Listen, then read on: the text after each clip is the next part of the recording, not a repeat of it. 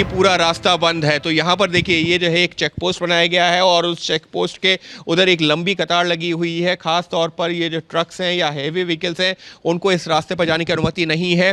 और जैसा कि जो है ये लोग हैं जो यानी कि जो इन ट्रक्स के ड्राइवर्स हैं, इन वाहनों के चालक हैं, उनका ये कहना है कि कल सुबह 10 बजे से ही ये रास्ता बंद कर दिया गया है, क्योंकि कल सुबह की वो जो है जब सैलाब है वो सैलाब कब आया था, कितने बजे आया था कल सुबह?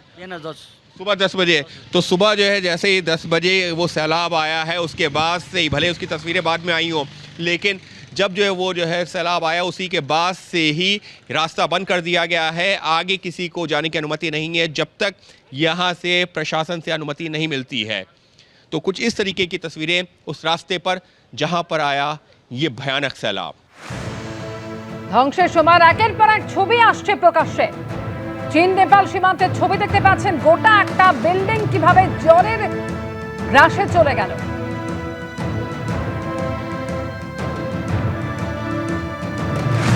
কোনো কিছু বুঝে উঠতে পারার আগে মৃত্যুদূতের মতন নেমে এলো বিপর্যয়।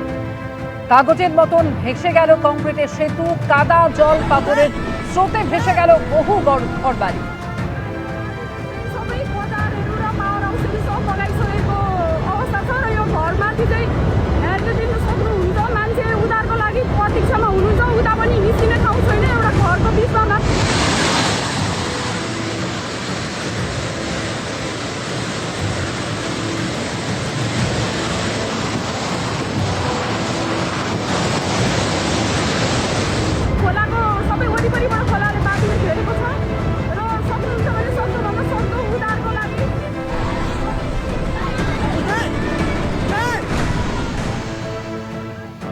দুর্গাপুরের সিটি সেন্টারের বাসিন্দা সংঘমিত্রা বন্দ্যোপাধ্যায় এবং তার স্বামী দেবাশিস বন্দ্যোপাধ্যায়েরও কোনো খোঁজ পাওয়া যাচ্ছে না। উৎকণ্ঠায় রয়েছে তাদের পরিবার।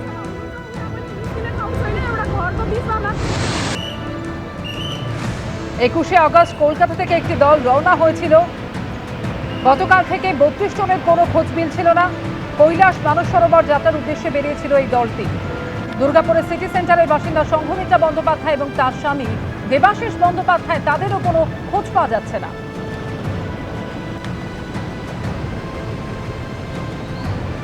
দুর্গাপুরের সিটি সেন্টারের অম্বুজা কলোনির বাসিন্দা দেবাশিস বন্দ্যোপাধ্যায় এবং সংঘমিতা বন্দ্যোপাধ্যায়, এই যে বাড়ি, এই বাড়িতেই থাকেন এবং এখান থেকেই গত 21 তারিখ গেছেন মানস সরোবরের উদ্দেশ্যে এবং বাড়িতে গাড়ি রয়েছে, এই জায়গায় তালা দেওয়া রয়েছে। বাড়িতে তার পরিবারের আত্মীয় স্বজন যারা রয়েছেন দুর্গাপুরে তারা উদ্বিগ্ন, যোগাযোগ করার চেষ্টা চালাচ্ছেন। নেপালে এই যে প্রাকৃতিক বিপর্যয় তারপর থেকেই কাল থেকে সকাল থেকে চেষ্টা করছেন তারা ফোনে যোগাযোগ করার, কিন্তু কোনোভাবেই ওনার সাথে যোগাযোগ করে উঠতে পারছেন না। সকলেই চাইছেন প্রশাসনের তরফ থেকে কোনোভাবে যোগাযোগ করে তাদের যদি কোনো রকম খবর জানানো হয় যে কোথায় আছেন, কী অবস্থায় আছেন। উদ্বিগ্ন আত্মীয় স্বজন যারা অন্যান্য জায়গায় দুর্গাপুরে থাকেন তারা বাড়িতে তালাবন্ধ, বাড়িতে লোকজন আসছেন খোঁজ নিতে, প্রতিবেশীরা আসছেন খোঁজ নিতে, সকলেই চেষ্টা করছেন যোগাযোগ করার, কিন্তু কেউই যোগাযোগ করে উঠতে পারছেন না। এই বাড়ি থেকেই গত 21 তারিখ তারা গেছিলেন মানস সরোবরের উদ্দেশ্যে। স্থানীয়রাও এখানে তারা উদ্বিগ্ন, অনেকেই আশেপাশের প্রতিবেশীরা বলছেন যে যোগাযোগ করার চেষ্টা চালাচ্ছেন, কিন্তু যোগাযোগ কোনোভাবেই করে উঠতে পারছেন না। ক্যামেরায় বিধানদের সাথে মনোজ বন্দ্যোপাধ্যায়, এবিপি আনন্দ, দুর্গাপুর, পশ্চিম বর্ধমান। 32 জনের টিম, সেই টিমের মধ্যে ছিলেন কসবার বাসিন্দা সুস্মিতা ভট্টাচার্য। তার পরিবারের দাবি রবিবার তার সঙ্গে শেষবার যোগাযোগ করা গিয়েছিল। বিপর্যয়ের ছবি দেখে উদ্বেগে রয়েছে সুস্মিতা ভট্টাচার্যর পরিবারও।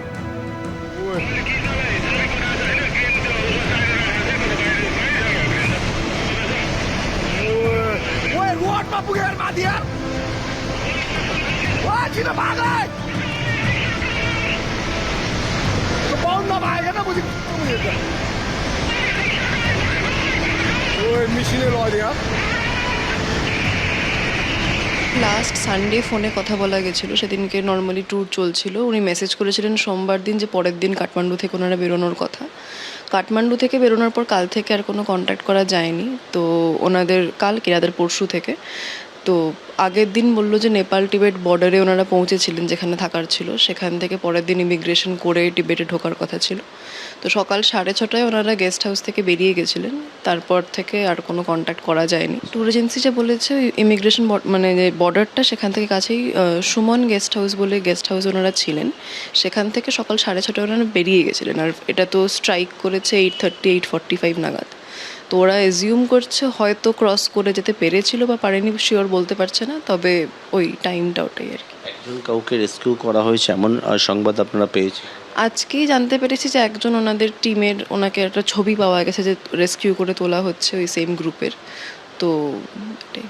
যে জায়গায় এই বিপর্যয়টা ঘটেছে সেই জায়গাতেই ওনাদের কালকে থাকার কথা, মানে হ্যাঁ, সেই জায়গাতে সকালবেলা থাকার কথা, মানে সেই জায়গাটা ক্রস করে সকালে যাওয়ার কথা ছিল, কিন্তু সকালে ওই জায়গাটা থ্রুই যাচ্ছিলেন। ফেরার ছিল 6 তারিখ। 32 জনের এই দলের অধিকাংশেরই এখনো পর্যন্ত কোনো খোঁজ পাওয়া যাচ্ছে না, যারা কৈলাস মানস সরোবর যাত্রার উদ্দেশ্যে গত 21শে আগস্ট বেরিয়েছিল। তবে তার মধ্যেই একজনকে উদ্ধার করা গিয়েছে। উদ্ধার হওয়া এই পর্যটকের নাম মৌসুমী গঙ্গোপাধ্যায়, যিনি দুর্গাপুর থেকে গিয়েছিলেন।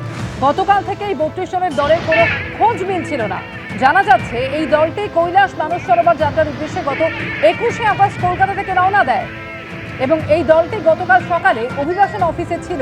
আর ঠিক সেই সময় যখন হড়পা বাঁধ নেপাল তিব্বত সীমান্তে আছড়ে পড়ে, আর তারই মধ্যে উদ্ধার হওয়া পর্যটক মৌসুমী গঙ্গোপাধ্যায়, তাকে উদ্ধার করা গিয়েছে বলে জানা যাচ্ছে, যদিও এই দলের বাকি সদস্যদের এখনো খোঁজ পাওয়া যায়।